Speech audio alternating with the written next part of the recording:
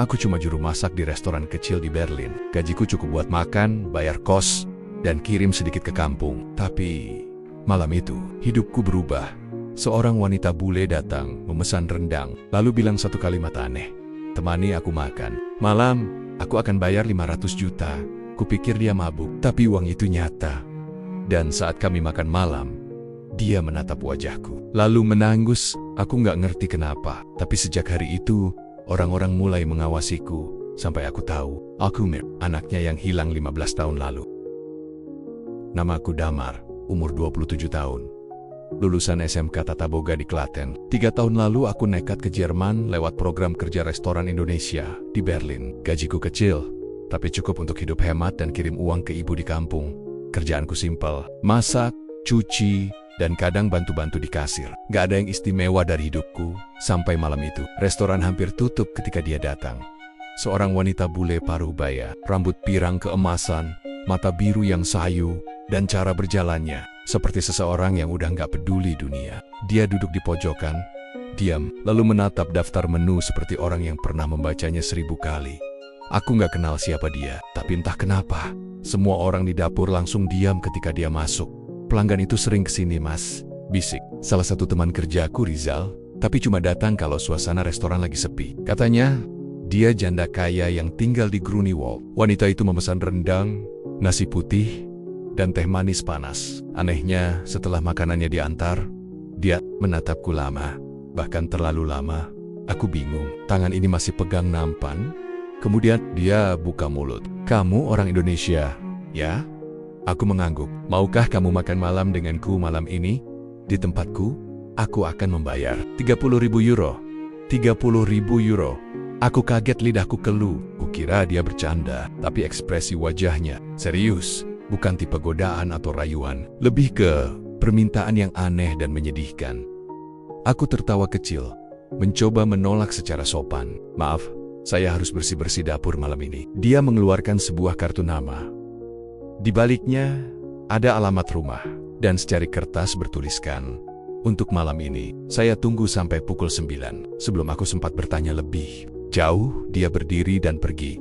Tapi sebelum keluar, dia menoleh. Tatapan terakhirnya, seperti seseorang yang sedang melihat hantu masa lalu. Jam 8 malam, aku masih di dapur, tapi pikiranku melayang ke alamat di kartu itu. 30.000 euro, setara 500 juta rupiah lebih. Untuk apa? Apa dia butuh pasangan pura-pura? Butuh teman?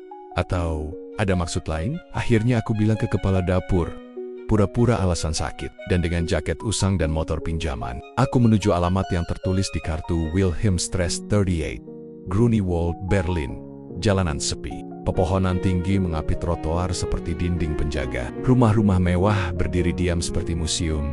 Saat aku tiba di rumahnya, gerbang terbuka perlahan, seolah sudah menungguku. Lampu taman menyala. Di depan pintu dia berdiri, wanita yang tadi senyum tipis di bibirnya, tapi matanya tetap kosong. Kamu datang, katanya pelan. Aku mengangguk gugup. Silakan masuk, kita hanya akan makan malam, tak lebih. Setelah itu, uangmu akan langsung kuberikan. Aku melangkah masuk. Rumah itu wangi melati dan kayu tua. Ada lukisan, patung, dan piano tua yang tak lagi dimainkan. Kami duduk di meja, makan panjang, makanan sudah tertata rapi. Entah siapa yang menyiapkannya. Tapi tak ada pembantu di sana. Dia menatapku lama. Boleh aku tanya sesuatu? Katanya. Aku mengangguk. Tentu, dia menarik napas dalam. Apa kamu pernah orang yang sangat kamu cintai? Aku tercekat. Tiba-tiba suasana jadi berat. Tanganku menggenggam sendok, tapi tak bisa mengangkatnya. Aku kehilangan ayah saat SMA. Jawabku pelan. Dan adikku hilang dalam kecelakaan kapal. Sampai sekarang jasadnya nggak pernah ditemukan. Wanita itu menunduk. Bahunya sedikit gemetar. Dan saat dia kembali menatapku, matanya basah. Air mata menetes perlahan. Kamu mirip sekali dengan putraku yang hilang 15 tahun lalu. Aku diam, tubuhku mendadak dingin. Maaf, tanyaku pelan. Dia tersenyum. Tangannya mengambil serbet, mengusap pipinya. Maaf, abaikan saja. Ayo kita makan. Tapi aku tak bisa makan. Dan ketika aku menatap wajahnya lagi, aku tahu, ini bukan makan malam biasa. Ini awal dari sesuatu yang lebih besar dari yang pernah kubayangkan. Setelah makan malam itu, Aku pulang dengan kepala penuh tanya dan dada berat yang tak bisa dijelaskan. Tapi yang membuatku semakin tak tenang adalah koper besar yang dia serahkan padaku sebelum aku meninggalkan rumah itu. Aku sudah janji, katanya singkat. Tanpa cek, aku bawa koper itu pulang. Sesampainya di kamar kontrakan, tubuhku gemetar saat membuka kuncinya. Tidak, tumpukan uang pecahan 100 euro. Banyak, sangat banyak. Aku langsung ambil kalkulator .30.000 euro.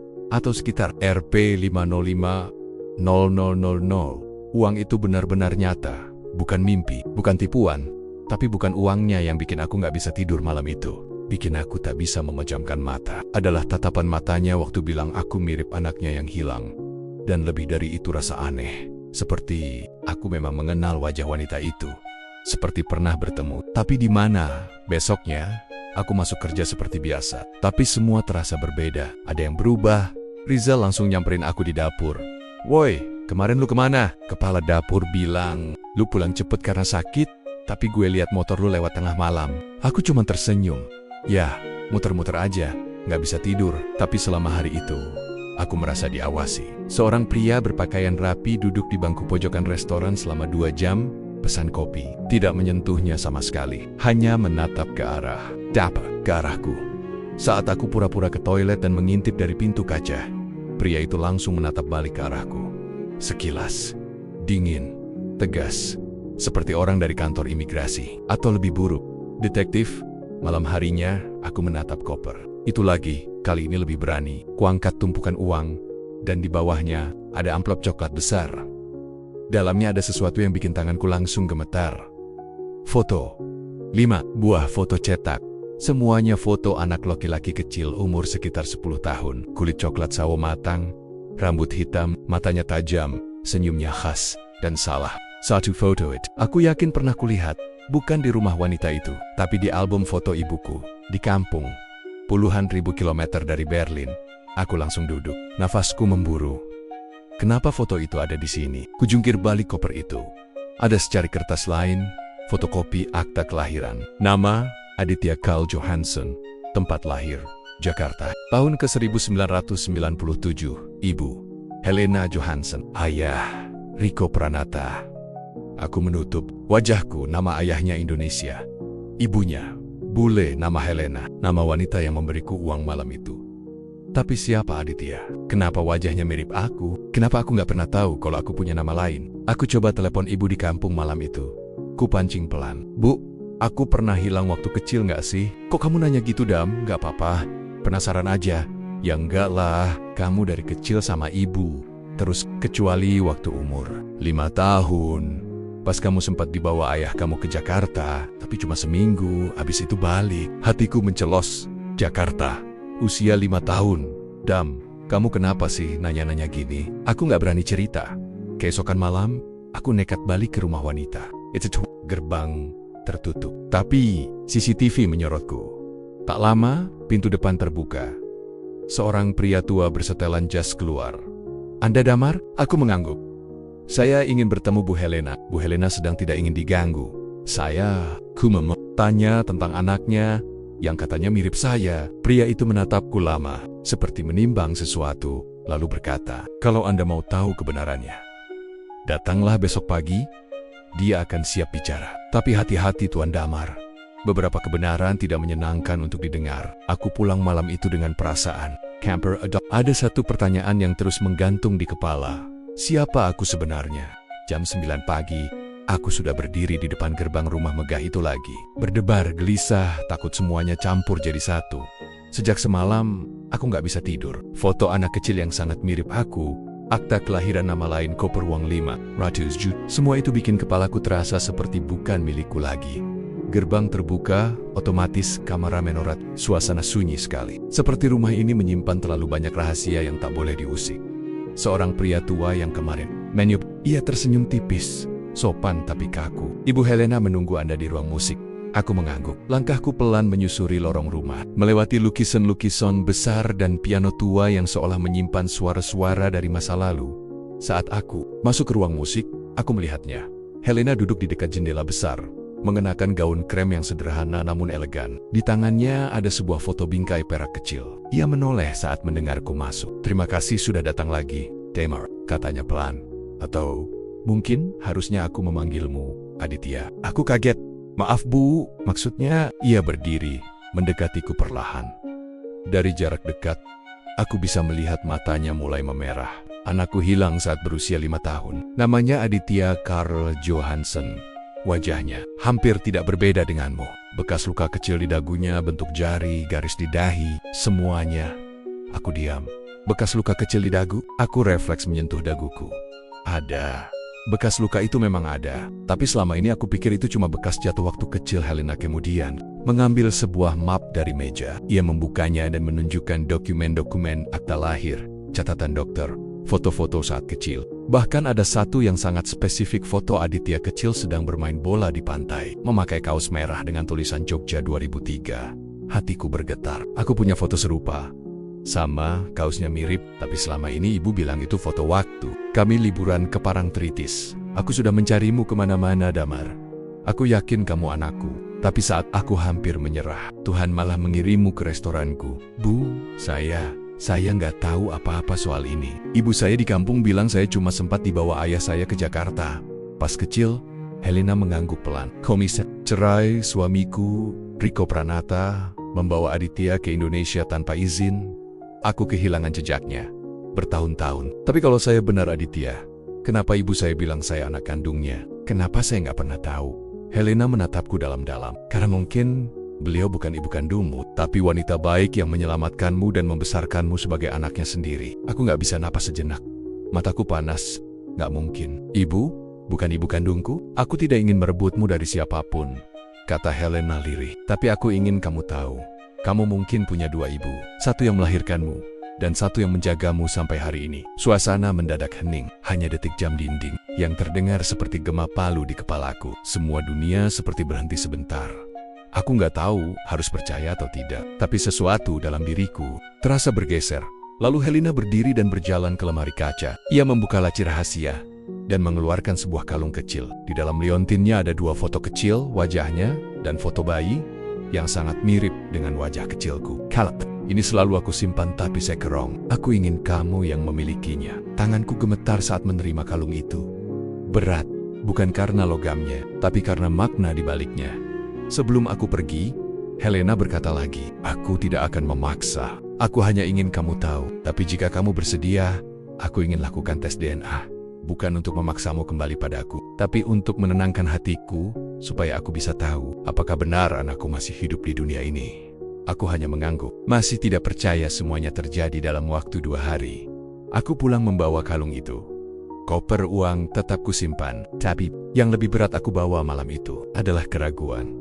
Di depan cermin malam itu, aku memandangi wajahku, dan untuk pertama kalinya dalam hidupku, aku bertanya, siapa sebenarnya aku? Malam itu, aku tak bisa tidur. Kalung dengan liontin kecil itu terus ku genggam. Di dalamnya, 2 foto kecil menatapku diam. Satu wajah Helena muda, satu lagi bayi mungil yang entah kenapa terasa begitu familiar. Mungkin bukan, tapi yang pasti, semua ini gak bisa aku diamkan. Aku putuskan satu hal, aku harus bicara langsung dengan ibu di kampung. Waktu kecil mungkin aku gak paham apa-apa, tapi sekarang aku dewasa. Aku berhak tahu siapa diriku, siapa tuaku yang sebenarnya. Pagi-pagi sekali aku kirim pesan ke ibu. Kukatakan aku mau video call langsung. Ibu jawab, "Tunggu jam makan siang, ya Dam. Ibu lagi di sawah." Tapi sebelum jam makan siang tiba, sesuatu terjadi di halte dekat kontrakan. Aku duduk sendiri, nunggu tram ke tempat kerja. Angin dingin musim semi bikin leherku menggigil. Tapi yang bikin aku lebih menggigil adalah perasaan bahwa seseorang mengikutiku. Dan benar saja, dari kejauhan, aku lihat pria berkacamata hitam berdiri di seberang jalan. Sama seperti pria yang kemarin nongkrong di restoran. Kali ini dia lebih terang-terangan. Pandangannya tak lepas dariku. Tangannya merogoh saku. Dan sesaat aku pikir dia mau ambil pistol. Tapi ternyata cuma rokok. Aku langsung naik tram begitu datang. Di dalam tram, aku gak tenang. Pikiranku melayang. Siapa dia? Polisi? Agen? Suruhan Helena? Atau seseorang dari masa lalu? Siang hari, aku akhirnya video call dengan ibu. Wajahnya seperti biasa. Kerudung sederhana, senyum henggot, dan sorot mata penuh cinta. Tapi kali ini, aku menatapnya lebih dalam. Aku mau tanya, tapi ibu jangan marah. Apaan sih, Dam? Apa aku benar anak kandung ibu? Wajah ibu mendadak berubah. Senyumnya hilang. Kamu mimpi apa sih? Bu, tolong jawab jujur. Aku nemu sesuatu. Dokumen, foto, nama. Semua nunjukin kalau aku ini anak dari perempuan. Jerman, Helena. Ibu diam. Lama. Sangat lama. Bu, ibu menunduk. Tangannya mengusap wajah. Maaf ya, Dam. Ibu pikir kamu gak akan pernah tahu. Hatiku remuk. Jadi, aku bukan anak kandung ibu. Kamu dulu dititipkan ke ibu waktu kamu umur 5 tahun. Seorang pria datang, katanya kamu anaknya yang lagi dia sembunyikan dari mantan istrinya. Dia bilang hidup anak ini dalam bahaya kalau dikembalikan ke ibunya. Dia minta tolong ibu jaga kamu. Nama kamu waktu itu memang Aditya. Dadaku sesak. Napasku tak teratur. Siapa pria itu? Namanya Riko Pranata. Dia ayah kandungmu. Aku menelan ludah. Nama itu persis seperti yang ada di akta kelahiran yang ditunjukkan Helena. Ibu menangis. Maaf ya, Dam. Ibu sayang kamu seperti anak kandung sendiri. Tapi ibu takut kehilangan kamu kalau cerita yang sebenarnya. Aku terdiam. Air mata jatuh di pipiku tanpa terasa. Dunia rasanya runtuh. Pelan-pelan, tapi dalam dan menyesakkan. Malam itu, aku duduk sendirian di dapur. Kalung itu kugenggam erat. Pikiranku berputar tanpa arah. Semua yang kupikirkan tentang hidupku ternyata hanya versi kecil dari kebenaran yang jauh lebih rumit. Aku ingin menolak semuanya, tapi kenyataan sudah terlalu dalam menusuk. Dan saat aku membuka pesan WhatsApp, ada satu chat masuk dari nomor tak dikenal. Berhenti cari masa lalu, atau kamu akan kehilangan masa depanmu. Aku mendadak merinding. Siapa pengirim pesan itu? Siapa yang ingin aku berhenti? Dan kenapa semua ini terasa seperti jebakan yang sedang ditutup perlahan-lahan? Pesan itu masih terpampang di layar HP-ku. Berhenti cari masa lalu, atau kamu akan kehilangan masa depanmu. Aku baca berulang-ulang berharap ini cuma prank murahan. Tapi tidak ada nama, tidak ada foto profil. Hanya nomor asing dari 49 kode Jerman. Begitu aku balas siapa ini? Centang 2. Tapi tak pernah dibaca. Kupikir aku bisa abaikan. Tapi sejak saat itu, aku selalu merasa ada yang mengawasi. Saat berangkat kerja, saat pulang, bahkan saat keluar beli sabun ke minimarket, seseorang selalu ada di ujung jalan. 3 hari setelah video call dengan ibu, aku kembali ke rumah Helena. Aku butuh kejelasan. Aku butuh tahu kenapa semua orang seolah menyembunyikan sesuatu. Tapi kali ini, Helena menyambutku dengan ekspresi yang berbeda. Kau diikuti kan? Katanya. Tanpa basa-basi, aku mengangguk pelan. Sejak malam, setelah makan malam itu, Helena menutup pintu perlahan, lalu menggiringku masuk ke ruang tamu. Ia mengambil remote kecil dan mematikan seluruh CCTV rumah. Aku tak ingin mereka dengar percakapan ini. Aku menegang. Mereka siapa? Helena menarik napas panjang. Wajahnya menegang. Tangannya gemetar saat menuangkan teh ke gelasku. Riko, ayah kandungmu bukan hanya seorang pengusaha. Dia juga punya banyak musuh, termasuk dari organisasi bisnis gelap yang bergerak lintas negara. Aku menatapnya. Maksud ibu, semacam mafia? Lebih dari itu, mereka menculik, mencuci uang, bahkan memalsukan identitas demi transaksi lintas benua. Dan Riko dulu kabur membawa file data penting yang bisa menjatuhkan mereka. Setelah itu, dia hilang bersama kamu. Aku mendadak lemas. Jadi, aku dibawa kabur karena jadi ancaman bagi mereka? Helena mengangguk. Riko tahu, selama kamu hidup, mereka akan terus mencarimu. Itulah sebabnya dia menitipkanmu ke orang yang paling dia percaya. Sayangnya, aku baru tahu semua ini setelah kalian menghilang, dan butuh bertahan-tahan bagiku untuk mencari jejakmu. Dan sekarang, mereka tahu aku hidup dan dekat dengan ibu. Helena menunduk. Tangannya gemetar saat memegang cangkir. Mereka pikir kamu punya akses ke data Riko. Mereka pikir kamu tahu sesuatu. Padahal kamu tidak tahu apa-apa kan? Aku menggeleng cepat. Saya nggak pernah tahu. Yang saya tahu cuma saya anak tukang beca dan penjual jamu di kampung. Helena menatapku. Itu sebabnya kamu harus pergi. Pergi kemana? Keluar dari Jerman? Sementara waktu, aku akan bantu semua biayanya. Termasuk dokumen perjalanan. Aku cuma ingin kamu tetap hidup. Kepalaku berat. Bayangkan, kemarin aku hanya juru masak. Hari ini, aku target organisasi gelap. Aku nggak mau jadi buronan. Aku nggak minta dilahirkan sebagai Aditya. Aku nggak minta lahir dari dua dunia yang saling bertabrakan. Ibu yakin mereka akan mencelakai saya? Sudah ada 2 orang yang dibunuh hanya karena membantu pencarianmu. Salah satunya adalah detektif pribadi yang dulu kubayar. Dan satu lagi, teman Riko sendiri. Helena berdiri dan membuka laci meja. Ia menyerahkan amplop padaku. Isinya, paspor baru atas nama Aditya Karl, Damar Pranata, tiket pesawat ke Jakarta, dan 10.000 euro dalam uang tunai. Kamu masih bisa kembali ke Indonesia. Tetap hidup, jalani hidup yang damai. Lupakan aku, lupakan semuanya. Aku menatapnya. Kalau saya pergi, ibu gimana? Helena menunduk, suaranya pecah. Aku sudah melewatkan 15 tahun hidup tanpamu. Kalau dengan kepergianmu kali ini, aku bisa melindungimu. Aku kehilangan lagi. Aku keluar rumah itu malam harinya. Di luar, mobil hitam terparkir dengan mesin menyala. Seseorang menatapku dari dalam, tak bergerak, tapi jelas mengawasi. Aku pulang ke kontrakan dengan koper uang 1, amplop uang 1 lagi, dan pikiran penuh tanya. Tapi malam itu, tepat pukul 2 pagi, pintu kontrakanku digedor keras. Duak, Duak, Damar, kami tahu kamu di dalam. Buka pintunya sebelum kami yang masuk. Suara laki-laki, bukan polisi. Nada ancaman, dan mereka tahu namaku. Aku meraih kalung pemberian Helena dan memeluk koper berisi dokumen pelarian. Waktuku habis. Aku tidak buka pintu. Aku lompat dari jendela dapur, jatuh ke semak-semak belakang kontrakan, dan lari sejauh mungkin. Teriakan dari balik pintu terdengar jelas. Damar, kami tahu kamu di dalam. Ini kesempatan terakhirmu. Suara langkah berat menghantam tangga. Pintu kamar mungkin sudah hancur sekarang. Tapi aku sudah lenyap dari pandangan. Kupeluk koper berisi dokumen dan uang dari Helena. Kalung di leherku mengayun seperti pemberat nasib. Nafasku sesak, jantungku nyaris copot. Ini bukan lagi tentang siapa aku. Ini bagaimana caranya aku tetap hidup.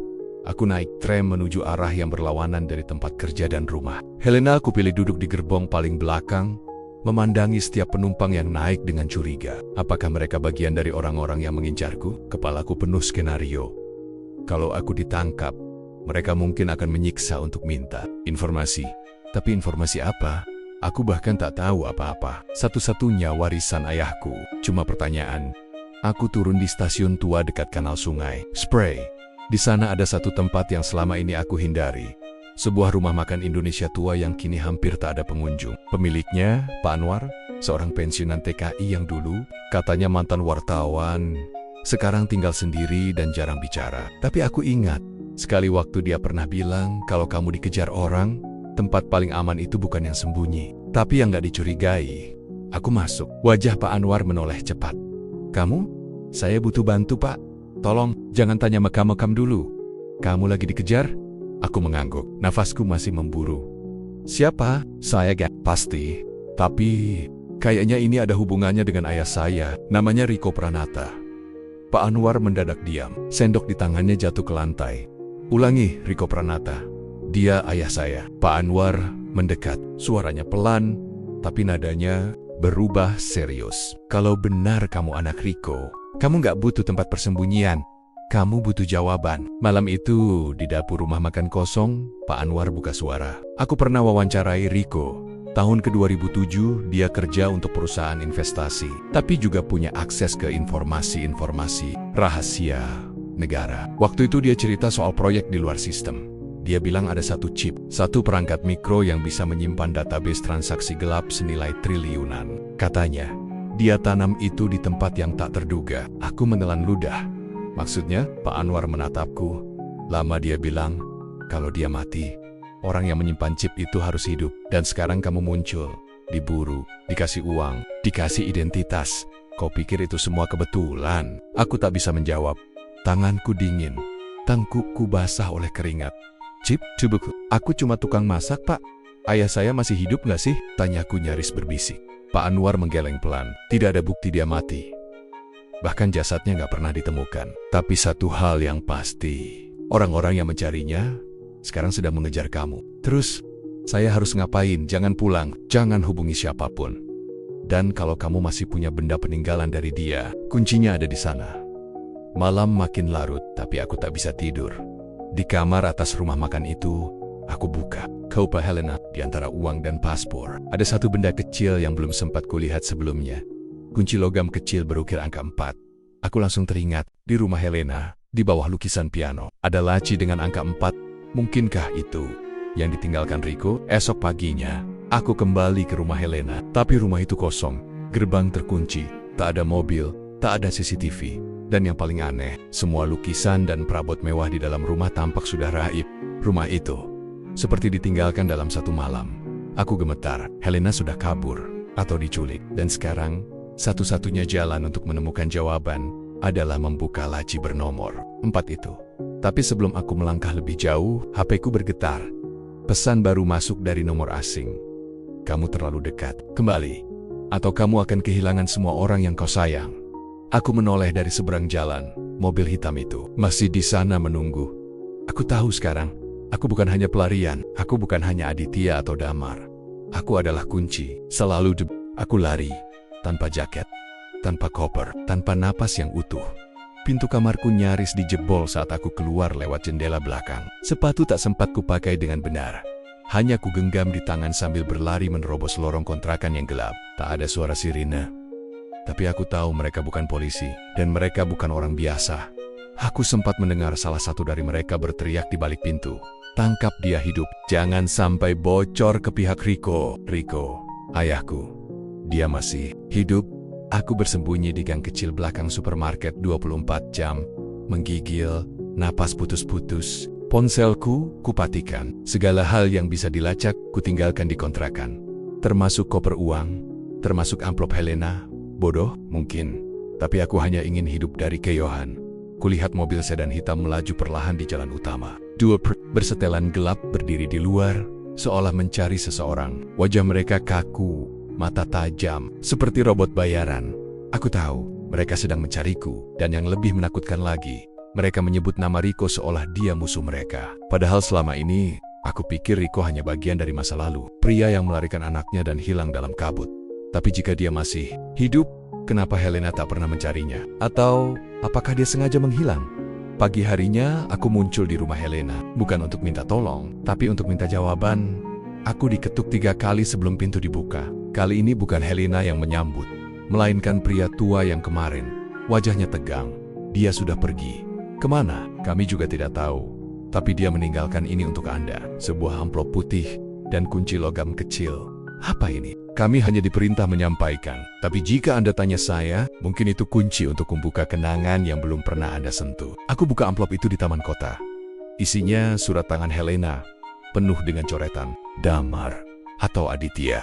Jika kamu membaca ini, berarti kamu sedang dikejar. Dan mungkin kamu sedang membenci semua kebenaran yang kamu temukan. Tapi kamu harus tahu satu hal. Ayahmu masih hidup. Dia melarikan diri bukan karena takut padaku, tapi karena dia menyimpan data penting yang bisa menghancurkan organisasi besar tempat dia dulu bekerja. Dan untuk menyembunyikan data itu, dia menyimpannya dalam tubuhmu, secara harfiah, dalam bentuk chip mikro yang pernah ditanam di lenganmu saat kamu kecil. Aku hampir menjatuhkan surat itu. Mataku melebar. Chip? Dalam tubuhku, tanganku gemetar. Kupandangi lengan kiriku. Ada bekas luka kecil yang dulu kupikir cuma goresan main sepeda, tapi sekarang terasa seperti sesuatu yang lebih gelap dari itu. Di bawah surat itu, ada catatan kecil. Temui pria bernama Carl di stasiun bawah tanah. Zulejah, tunjukkan kunci ini. Dia tahu di mana ayahmu. Aku mendongak. Dunia di sekeliling terasa lambat. Ayahku hidup. Aku diburu karena tubuhku menyimpan sesuatu yang tak bisa dibeli. Dan semua ini dimulai dari makan malam seharga 500 juta. Sebelum aku melangkah, sebuah pesan baru masuk ke HP yang kini kupasang kembali SIM-nya. Nomor tak dikenal. Kalau kamu menemui Carl, kamu akan ikut mati bersamanya.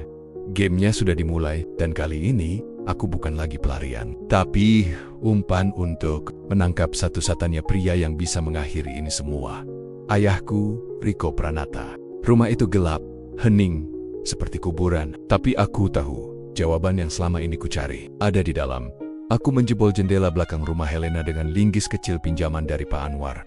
Alarm tak berbunyi, seolah rumah ini memang sengaja ditinggalkan dengan sunyi yang disengaja. Aku masuk dengan langkah pelan. Ruang tamu kosong. Piano di pojok kanan masih berdiri, tapi lukisan di atasnya sudah tidak ada. Di dinding hanya tersisa bekas paku dan sedikit debu. Tapi aku tahu, di balik lukisan itu, dulu ada laci rahasia dengan nomor 4. Tanganku gemetar saat menyelipkan kunci logam kecil yang kudapat. Dari koper, klik suara mekanisme tua terbuka perlahan. Di dalamnya, ada sebuah kotak kecil, satu flash disk dan selembar surat tulisan tangan.